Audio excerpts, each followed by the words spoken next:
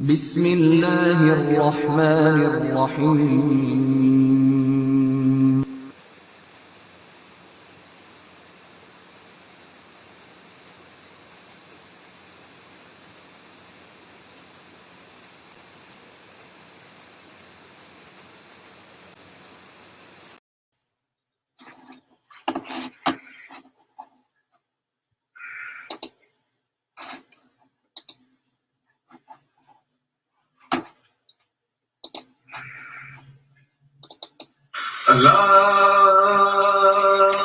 Allahu Akbar, Allahu Akbar.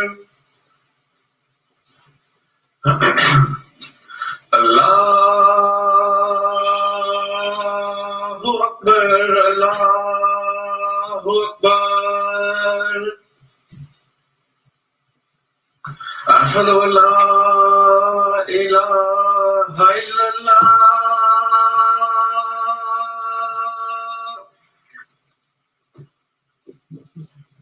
أشهد أن لا إله إلا الله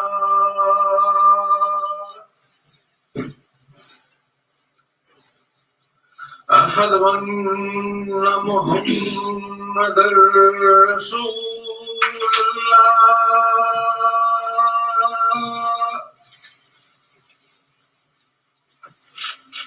أشهد أن محمدا رسول الله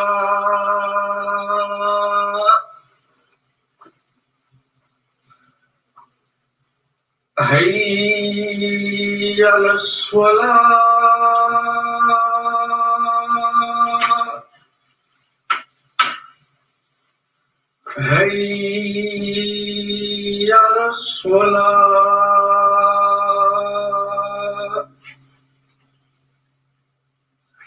حي على الفلاح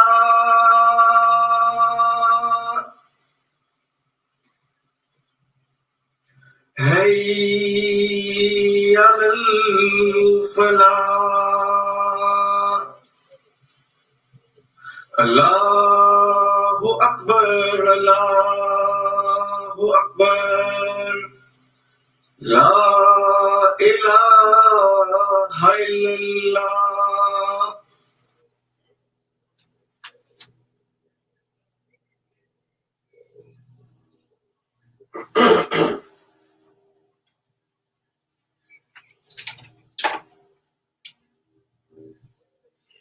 أشهد أن لا إله إلا الله وحده لا شريك له وأشهد أن محمدا عبده ورسوله أما بعد أعوذ بالله من الشيطان الرجيم بسم الله الرحمن الرحيم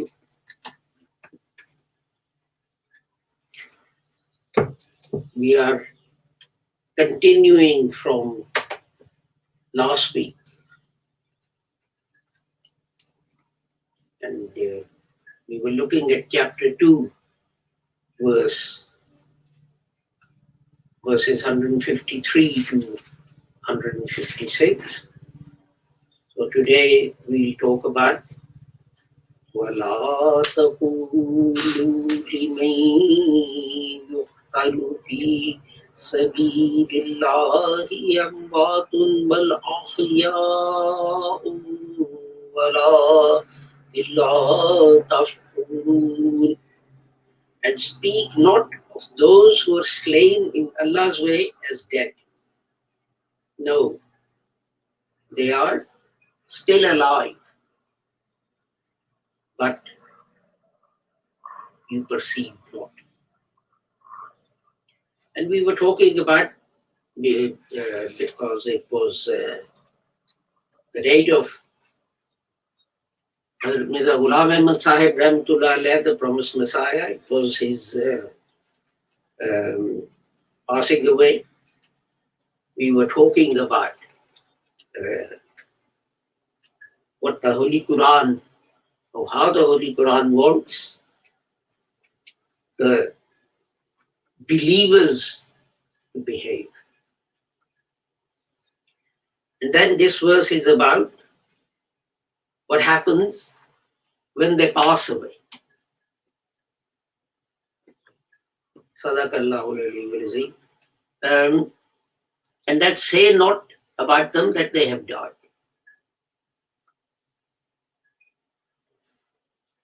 And we can see, compare the life of the promised Messiah alayhi salam with the life of great kings. You may remember Alexander, but who celebrates? Who remembers? Who commemorates? Let's not say celebrates. Who commemorates his life, his date of birth, his date of death, the message he had, or Caesars, or pharaohs. There were great kings in India. There was a whole dynasty called the Mughals. Akbar and Shah Jahan ruled an empire which included Afghanistan, today's Afghanistan, today's Pakistan, India, all the way to Burma. But apart from some historian who says, let's see what message Akbar had or Shah Jahan had for humanity. This is what it means when it says that they're still alive. Their message is still alive. And what was the message? Today, Muslims are discussing how to live in the Western world as a minority.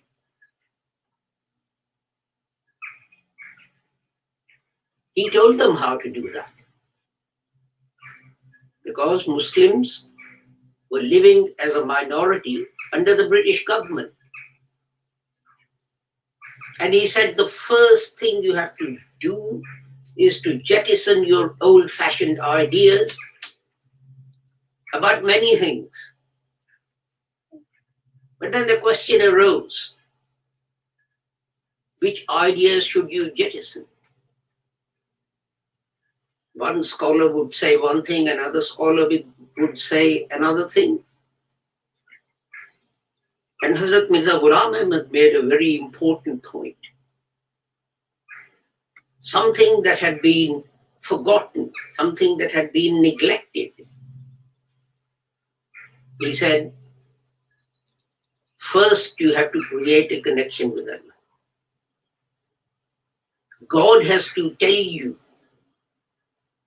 how to interpret the Holy Quran in your country at your time. Otherwise, let's take the example about death of Jesus. So Sayyid Ahmad Khan Sahib said Jesus has died according to the Holy Quran. Maulana Muhammad Hussain Badalvi said, no, according to the Holy Quran, Jesus is alive and sitting up in heavens. Who should you believe? And Hazrat Mirza Ghulam Ahmad said Jesus has died. Why? Because he said, God has told me that in the Quran, this is what it's written. And then he went through the Quran and he found 30 arguments for death of Jesus from the Holy Quran. And that was the difficulty Muslims had. One scholar would say one thing, another scholar would say something different.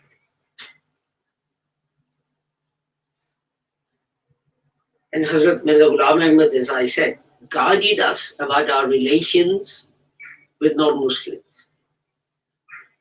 How we deal with them. A very important thing he said was that we have misunderstood the concept of jihad.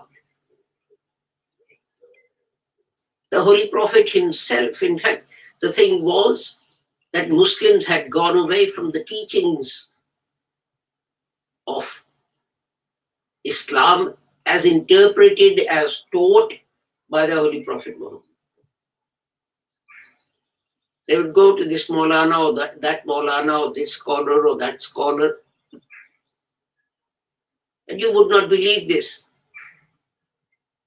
that at one stage, scholars of India declared that India was Darul Harb, a country where fighting was permitted between Muslims and non-Muslims, and declared that it was unlawful for Muslims to live in India and they should all migrate to the nearest Islamic country. Well, what about China? Muslims were in a minority in China, or Russia, Muslims were in a minority in Russia. But apart from that contradiction, Muslims did sell up their businesses and their homes and piled everything up on horses and camels and so on and left for Iran and Afghanistan. When they got to the border, they were stopped by the border guards who said, "Excuse us, where are you going?" And they explained this, but they weren't allowed in to those countries. And having lost everything, they had to return home. Now, people say sometimes I use strong language, but isn't this complete nonsense which destroyed the livelihood of thousands of people? And Hazrat Mirza Ghulam referred to the saying of the Holy Prophet Muhammad. He said, when returning from a battle, the Holy Prophet said, from the minor jihad, we return to conduct the major jihad. And then went on to explain that for a Muslim, the main jihad, the major jihad, jihad literally meaning struggle. In Urdu, we have jaddo jihad, which comes from the same thing.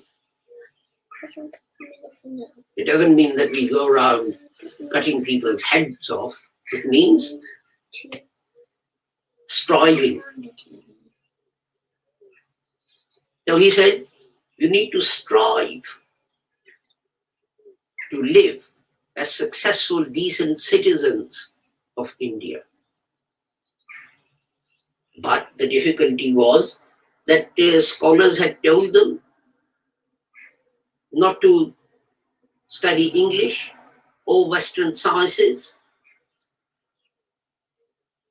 So while non-Muslims were reading calculus and Newton's law of physics, Muslims were reading Farsi and old philosophies of Greeks, which had been translated into Arabic and Farsi and so on. I mean, it defies logic. Those philosophies were of Aristotle and Euclid and all these Greek people. But just because they had been translated into Arabic, it was fine for Muslims to spend time on that. Forget about the fact that science had proven them wrong over the centuries. But read the same books or similar books with modern philosophies and theories which are written in English was haram, and you became a kafir, you became a heretic if you did that. So Muslims got left behind. How are you going to compete? In a program about Hazrat Mirza Ghulam Ahmad, a scholar commented that Muslims never read the religious books of other religions. They didn't read the Old Testament, they didn't read the New Testament, they didn't read the Vedas, and the list goes on. So in discussions, how were they going to compete? They couldn't. And they were defeated over and over again. And because they also believed that Jesus was sitting up in heavens and he will come down one day and complete the mission of the Holy Prophet Muhammad. It made it easy for Christian missionaries to convert them to Islam. It was simple. Christian missionaries have tried this tactic with me. You believe Jesus is going to come down. You believe that he will show Muslims the right way. You will then follow him. Why don't you follow Jesus now? And then Muslims come up with odd theories about he will preach Islam and he will do this and he will be a Muslim and he will lose his prophethood, etc., etc. There is no evidence for any of these anywhere. But what Hazrat Mirza Ghulam Ahmad taught us was, we don't have to be afraid. We are afraid only because we are illiterate. So he said, gain knowledge. He opened a school, which he turned into a college, which started with the Fajr prayer. Muslims went there, they said their Fajr prayer. There was a lesson on the Holy Quran. This is in British India. No government was forcing people to do that. And then you'd have your normal lessons in mathematics and chemistry and physics and English and whatever else you have. And then at lunchtime you'll break and you'll have your Zohar prayer. And so it would go on. And this is why he wrote letters. He wrote a letter to Queen Victoria, inviting her to stop worshipping a human being who died a long time ago and start worshipping a living God. That shows the measure of confidence he had in Islam and in the Holy Quran, and the fact that a Muslim, when properly educated, could confront any religion or any religious philosophy or any science or anything else.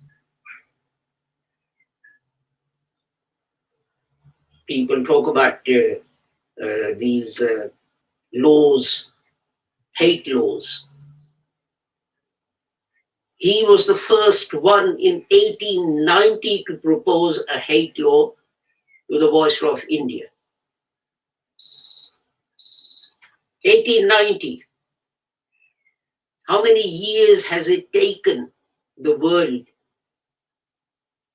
to realize that what he was saying in the light of Islam, the legislation he was proposing in the light of Islam, was the correct one? And that was how different communities could live together in peace and in harmony. These are just small examples. During the broadcasts like Reflections on the Holy Quran and the Dabbarul Quran, I'll give many other examples. And even today, let me take another example.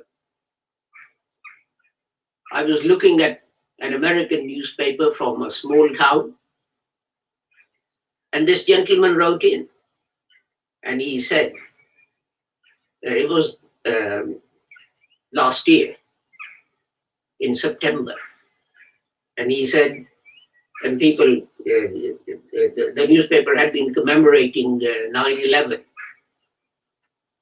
and Muslims had been writing in saying Islam teaches peace and tolerance of other religions. Well, one funny thing is that this is not what is taught in those countries where Muslims are in a majority. I sometimes ask them, are there two Holy Qurans? One for those countries where Muslims are in a majority and one for those countries where Muslims are in a minority? But anyway, this person wrote in, this American, he said, don't believe Muslims. They're trotting out all these verses of the Holy Quran about peace and tolerance. But their teaching is that all of these verses of the Holy Quran have been abrogated. They have been cancelled. They no longer apply. This is why Muslims are going around and killing people. So you see, what he taught, what Hazrat Mirza Ghulam, this was why he was the promised Messiah. This is why he was the savior. He saved Muslims and he saved Islam from humiliation. Because he said no verse of the Holy Quran was, is, or ever shall be abrogated. You misunderstand.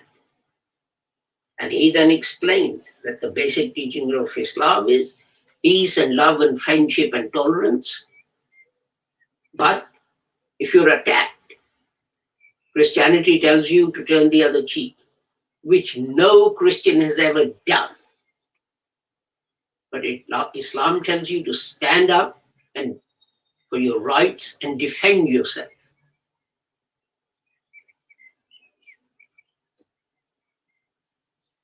But my point was that Christians and non-Muslims are using the beliefs given in Muslims' own books to denigrate Islam. And I see Muslims in America and Europe and so on turning to the teachings of Hazrat Mirza Ghulam Ahmad, particularly Lahore Ahmadiyya movement, to try and establish a case for Islam. And at the same time, and this has happened, this has been happening from the time of Hazrat Mirza Ghulam Ahmad. There was a Christian missionary, he was debating with a Muslim in India, and he said to the Muslim, there is one condition in our debate. And Muslim said, what's that? And the Christian said, you will not use any argument that Mirza Ghulam Ahmad uses. And the Muslim agreed. And the debate started, and soon the Muslim found that to win the debate from the Christian, he had to use the arguments given by the Lahore Ahmadiyya movement and Hazrat Mirza Ghulam. There was no getting away from it. There was no getting away from it. And from then to this day, the same holds true. This is why Hazrat Mirza Ghulam Ahmad is alive today. This is how the Holy Prophet Muhammad is the ever-living prophet, whose prophethood will remain until the day of judgment. And within that circle of the bigger prophethood is the smaller circle of the reform of Muslim thinking that Hazrat Mirza Ghulam Ahmad started, which will also continue until the day of judgment. Barakallahu lana wa lakum fil Qur'anil azim wa nafa'ana wa iyyakum bil ayati wa zikril hakim innahu ta'ala jawadun kareemun malikun barraufur rahim.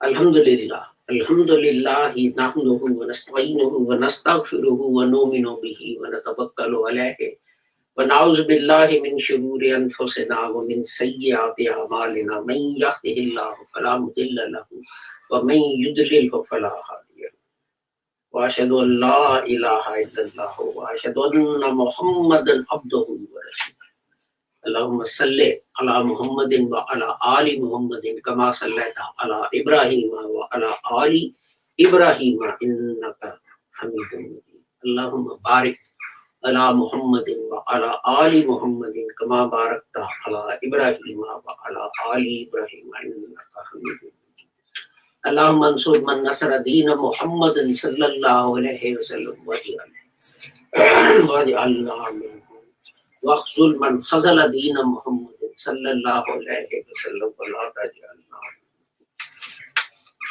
عباد الله رحمكم الله إن الله يأمر بالعدل والإحسان وإيتاء ذي القربى وينهى عن الفحشاء والمنكر والبغي يعظكم لعلكم تذكرون اذكروا الله يذكركم وادعوه يستجب لكم ولذكر الله أكبر والله يعلم ما تصنعون.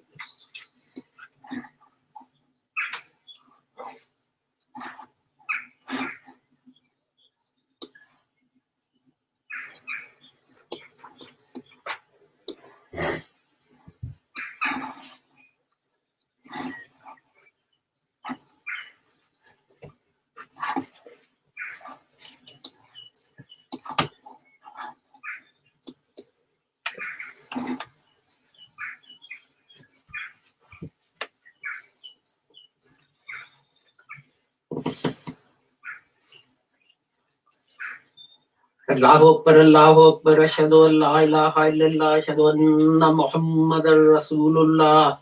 Hayya ala salah, hayya ala falah, qad qamatis salat, qad qamatis salah. Allahu Akbar, la ilaha illallah. Allahu Akbar.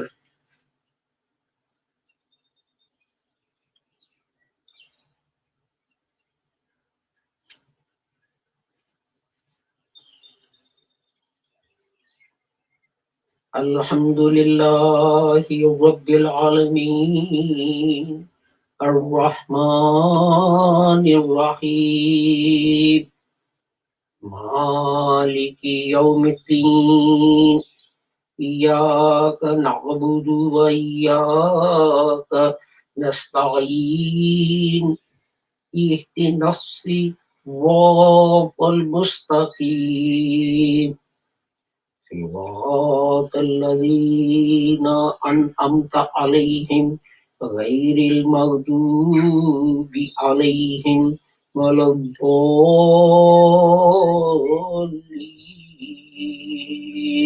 آمين.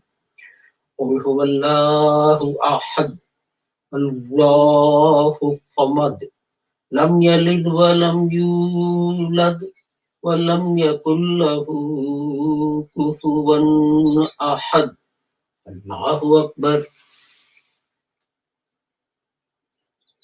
سمع الله لمن حمده ربنا.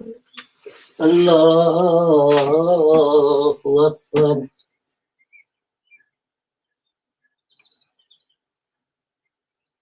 الله أكبر.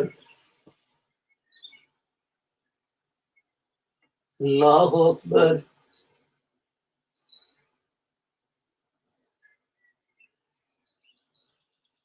الله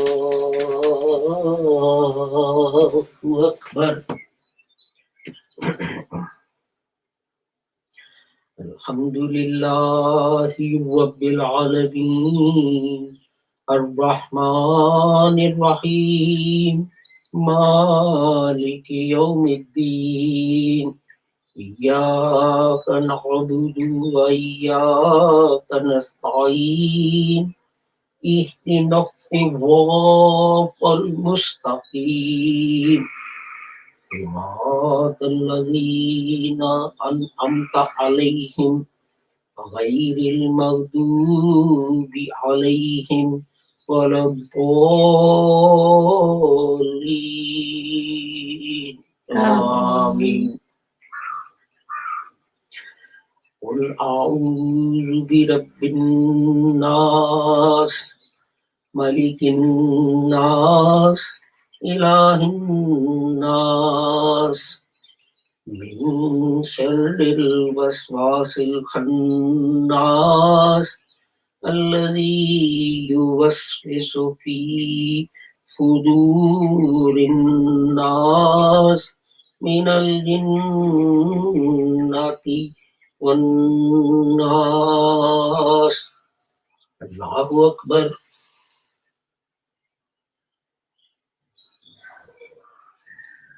سمع الله لمن حمده ربنا الله أكبر.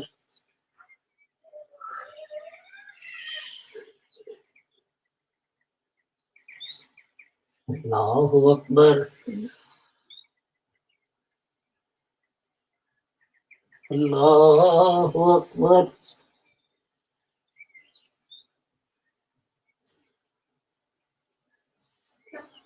الله أكبر. الله.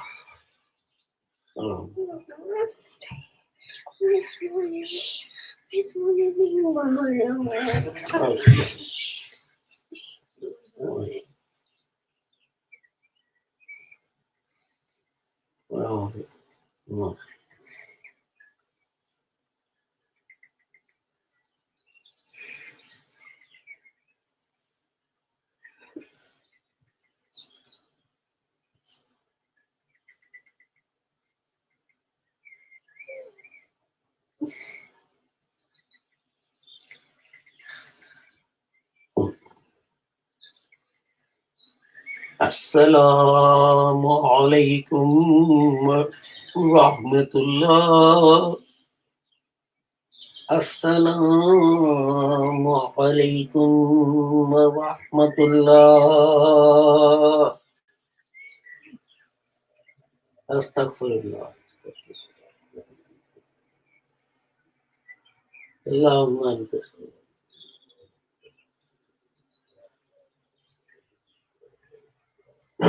ربنا.